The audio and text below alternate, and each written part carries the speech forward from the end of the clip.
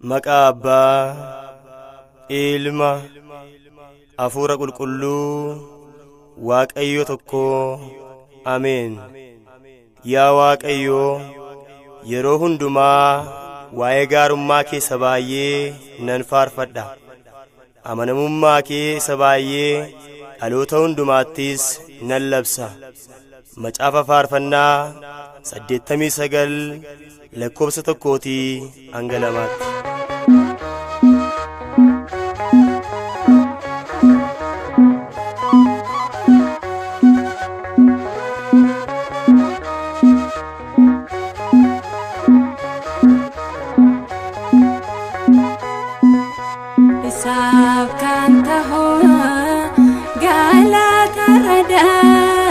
Isaaf kan tahu galata rada narraa kan inni fedhu kanuma duwwaadha narraa kan inni fedhu kanuma duwwaadha.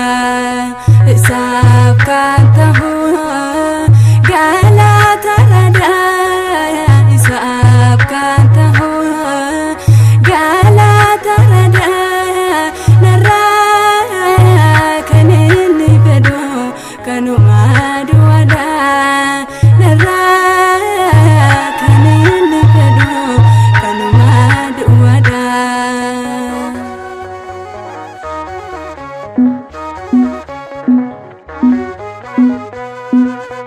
Kan inni barbaadu sakata hennabe gochaani naaf godheef waan ani laadhu nabe Maariyaami naaf ergi jette Maartaan gooftani hojii fooniif gurgurtaati dhiisee gooftani Maariyaami naaf ergi jette Maartaan gooftani hojii fooniif gurgurtaati dhiisee gooftani.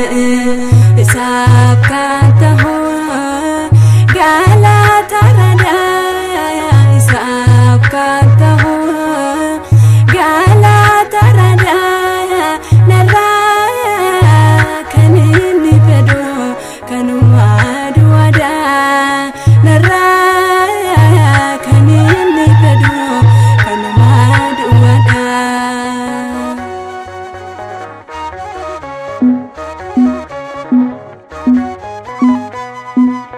Jedhee ishee gorsee gooftaan Yesuusi nanis na gorfadhu akkuma Maartaasi wallaaltuu kee diina takka hin laanne cubbamtuu kee bineensa kan nyaanne wallaaltuu kee diina takka hin laanne cubbamtuu kee bineensa kan nyaanne.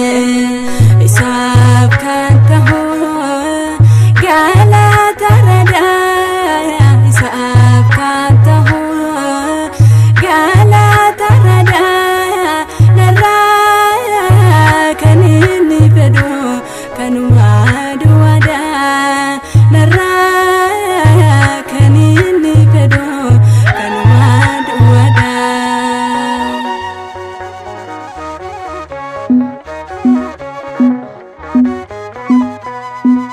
Mo'ichaaf na dhaabdee siin qabadhee kaanaan maqaa kee kan odeessuuf dibdee afaan koo hanaan galatan siif laadha ka'een yeroo hundumaa afaan koo cubbamtuun dhaabbadhee yehumaa galatan siif laadha ka'een yeroo hundumaa afaan koo cubbamtuun dhaabbadhee yehumaa. Isaaf kan tahu galata rada isaaf kan tahu galata rada narraa kan inni fedhu kanuma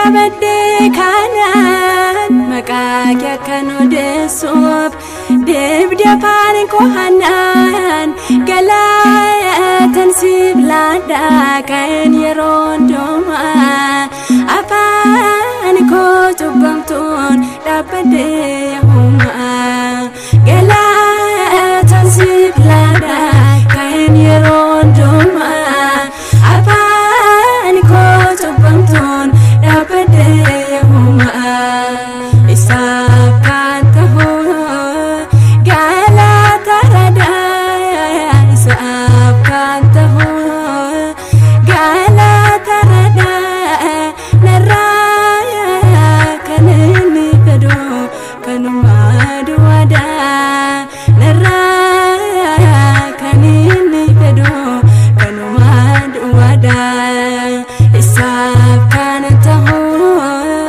galata radaa isaaf kan ta'u galata radaa narraa kan inni fedhu kanumaa duwwaadhaa